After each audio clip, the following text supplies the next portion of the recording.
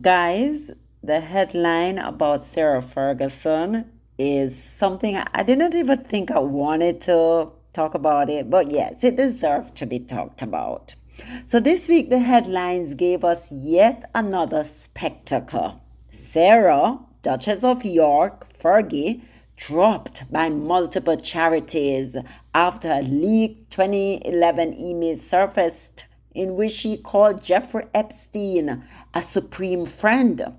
But this is not just another scandal, it's a maintenance script, a carefully measured leak that raises the same two questions I had the moment I saw it.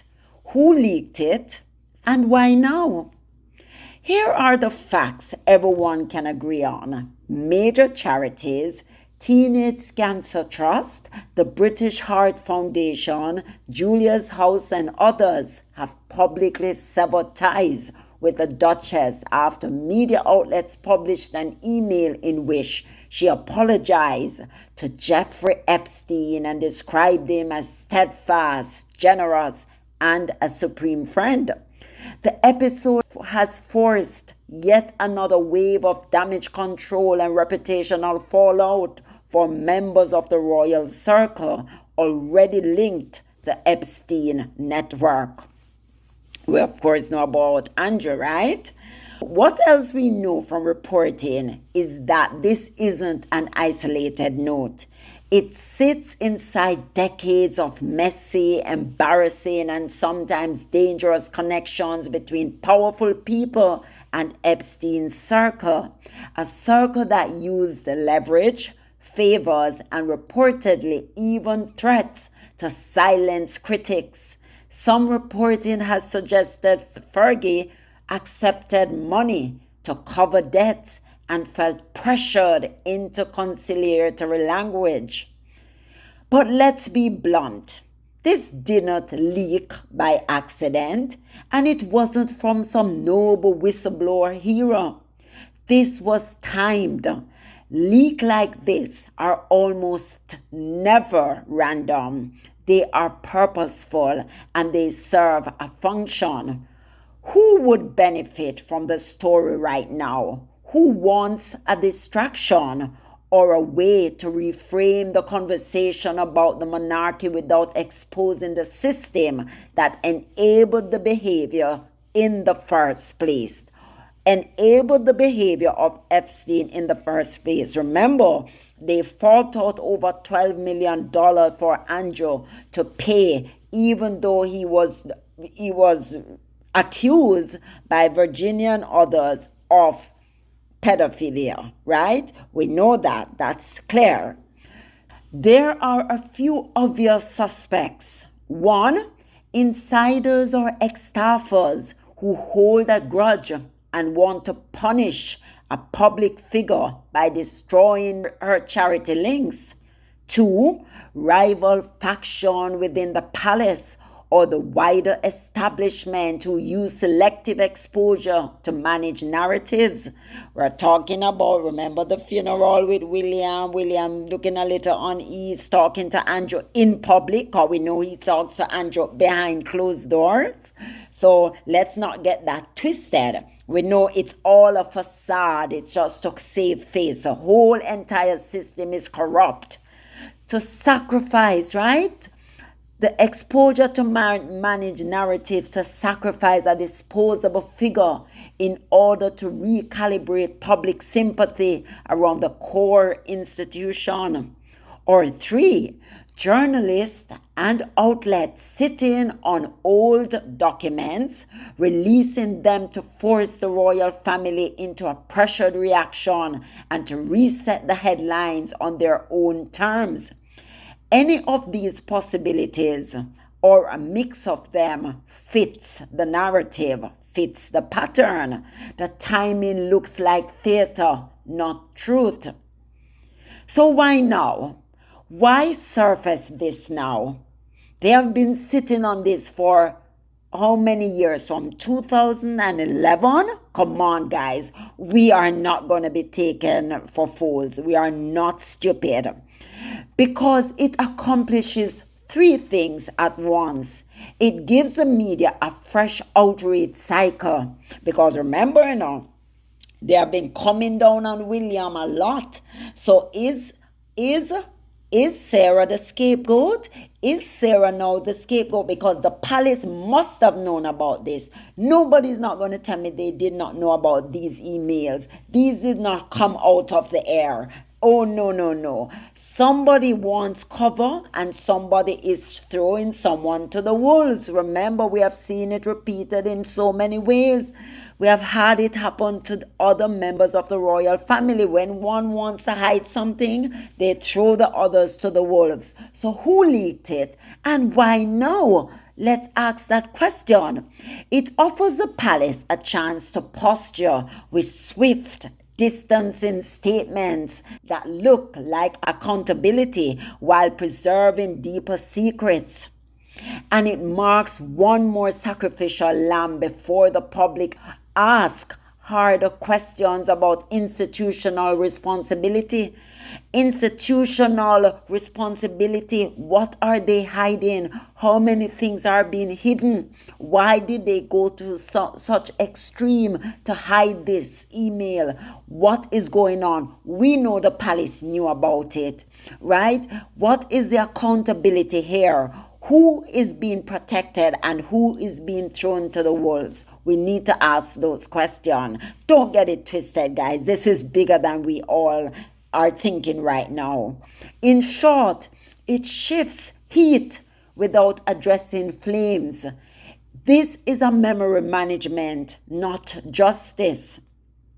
There is also the human calculation. A resurfaced 2011 email has the bite of scandal, but the time lag of old news. It provokes anger while giving institutions plausible deniability. We didn't know, they'll say, or we are taking action now. That's convenient and predictable. That's exactly the smell test. This fails. What is this mess? I'm reading about Fergie, the Duchess of York. Like, oh my goodness. These members of the royal family are so shameless, honestly. They are so shameless. I don't get it. They groveled at the feet, groveling at the feet of a pedophile, a convicted pedophile, keeping him close to our heart, clearly holding him in some high regard, borrowing money from him. Can somebody tell me what is it with rich people wanting free things and begging other people for money? I don't get it. Like Prince Andrew would come to New York and stay at Epstein's place. Like, can't you afford a place of your own or stay in a hotel? I don't get it. Oh, okay, look. Bottom line is this. I think the royal family is utterly, utterly shameless. Utterly shameless. And the things that we let them get away with is disgraceful. That's what I think. This institution that people keep saying, they're beyond reproach, don't hold them to account. This is the result of it. You have members of the royal family literally partnering, friendshiping with convicted pedophiles. Did you see the emails? She used words like hellaciously, and I humbly apologize because I didn't reply to you. I was trying to save my book deals. That was what was important to her, not the fact that he had committed heinous crimes, sex trafficked, he was a pedophile. None of that mattered. No. And have you noticed that everything they accuse Meghan Markle of is what this royal family is actually doing? Everything they've accused Meghan Markle of. The Duchess of York, Fergie, and the Duke of York, Prince Andrew, have profited disgustingly from their titles, from their influence and their position in the royal family. And every member of the royal family does that. And this is what they were accusing Meghan of. And it's clear that she's making her own money. And she was making her own money before she married Harry. But hey, what do you expect? Anyways, just thought I'll share my quick thoughts because I'm laughing my head off here. What an absolute disgrace of a British institution. Let's call out the truth. The royals and their circle keep paying this price because they never bother with hard housekeeping. Privilege without accountability creates rot. When powerful people accept favors, loans, or late night friendships with grotesque figures like Epstein, the moral bill eventually comes due. The chicken come home to roost. And the longer the institution pretends ignorance, the more collateral damage follows. The charities doing the right thing now are responding to public outrage. But this is reactive, not proactive, not preventative. The real failure is an entire culture that allows proximity to predators while forgetting the human cost. That is the institutional problem no amount of passionate statements will fix. And this is it with the charities as well. They knew that Jeffrey was giving money to Sarah. They knew about this long ago. So why now? Why act now? Why acting as if you're so indifferent to what was going on? You know there was a link. You know that Andrew paid over $12 million. Why wasn't there a juxtaposition to the links and saying, oh no, we don't want you to represent us because we know what you're about. We know about the toe sucking. We know about all of these things. Why now? Is it because they had another scapegoat that they had on in their crosshairs that they wanted out because of her skin color?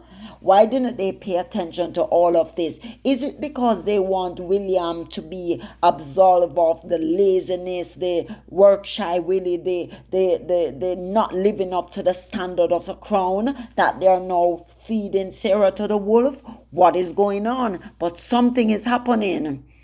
What about the 15,000? You asked about the 15,000. We're also hearing it's much more than 15,000. It's over 2 million. Reports say Ferguson accepted money, reportedly to help cover debts, and she later apologized publicly for being associated with Epstein.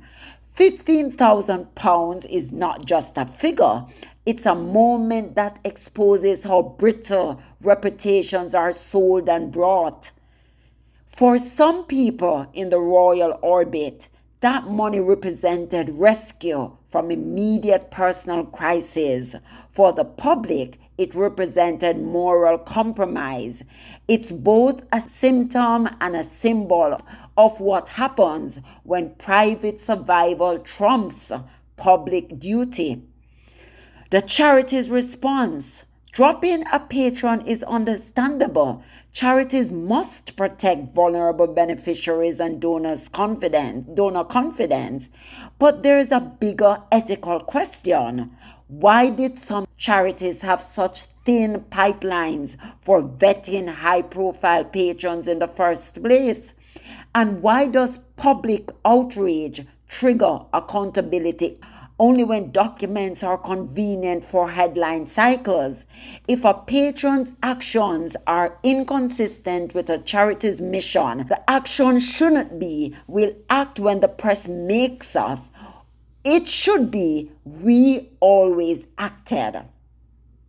The story is less about one woman's catastrophic misjudgment and more about a system that normalized proximity to power and predators. Every time the palace say, we were unaware, or a charity says, we regret this, they are papering over structural failure. If the royal family truly cared about the people they claim to serve, they would conduct full, transparent reckonings. How many times have people been saying the palace is not transparent? They are hiding a lot of things. We see the cash for honor. We see William people trying to pay money to take pictures. We see a lot of things going on. And only when it becomes obvious that they come out and apologize or distance themselves. So we need transparent reckonings, not staged apologies and tactical distancing. The ritual of covering up one disposable figure while protecting the center must stop. So who leaked it? Whoever did. The effect was predictable. Replace deep investigation with spectacle. Shift focus from the system to the scapegoat. Force emotional cycles that tire the public into complacency. This isn't righteous exposure, it's control dressed as revelation. The royals can't keep outsourcing their accountability to the press. The charities can't keep reaching reacting only when the cameras flash. If we want real change, we have to demand structures that prevent this rot. Not just one-off purges when the next email lands. This is not a scandal, it's maintenance. And until the house burns down or is forced to rebuild honestly, we will keep watching the same play on different nights. So guys, this is what I'm showing you. Who leaked it? And why now? Why after so many years? Let's not get our heads up in arms and trying to figure out and come down on Sarah. Yes, she deserves what she's getting because behind closed doors she was singing a different tune than what she did in public. But who else was involved? Who knew about it? Why was it leaked now? Why did they kept it for so long? And they were even trying to rehabilitate Andrew and Sarah. They were trying to rehabilitate them, but at whose expense? Right? So the whole royal family is rotten to the core and we need to put a stop to it. So guys, that's what I wanted to bring you. Please don't forget to like, subscribe, turn on your notification bell so you never miss a beat. Bye.